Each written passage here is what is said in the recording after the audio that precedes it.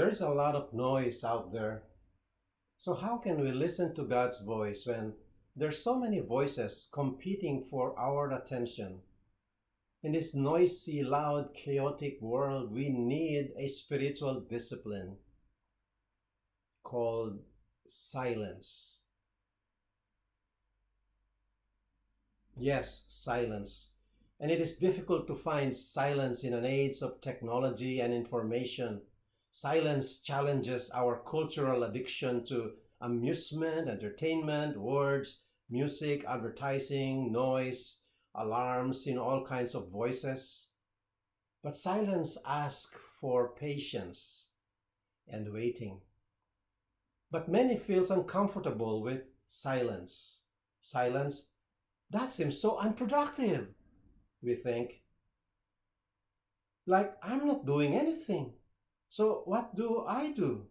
So when we come upon silence, we try to fill it with something. We cram it with anything entertaining, anything to keep us busy, anything that will give us a sense like we are doing something. So we break silence. And even when we travel, we break silence with our cell phones, turning on the social media app like Facebook, Instagram, and all of this, and for hours. And in the evening time of silence, we break that by turning on our television and our computer for hours.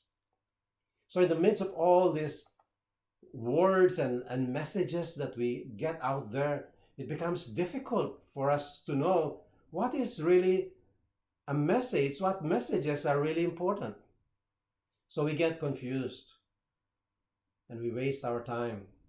But what we need is spiritual discipline called silence. What we need is time alone with God. That's what we need. We don't need to respond to every word and request that comes our way. Let us leave behind the competing demands of this world for that precious time with Jesus. Silence opens up our hearts for the Spirit to dwell in, allowing God to have access into the deeper part of ourselves. So as we remain in silence, the inner noise and the chaos will subside. Our capacity to open up wider and wider to God grows. And in silence, we allow Jesus to gain access to places we don't even know exist deep down in us. Jesus told his disciples in John 16:12, I have much more to say to you, more than you can bear. Listen again. Jesus said, I have much more to say to you, more than you can bear. My friends, God so desires to speak to you, to us. But are we listening? And in order for the Spirit of God to do his job, we need to cooperate and be alone with God and push away all those noises that try to compete. Let's offer our whole body and mind and soul to God, to him alone in silence.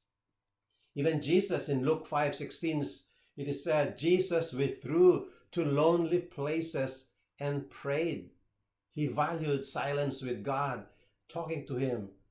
This is not the time for us to come up with all kinds of strategies, figuring out solutions. No, silence is a time to rest in God. So let us lean into God, trust him in silence, surrender, let him do his work in you, in us. In silence, his voice becomes louder and clearer. And in silence, we can say, here I am, Lord.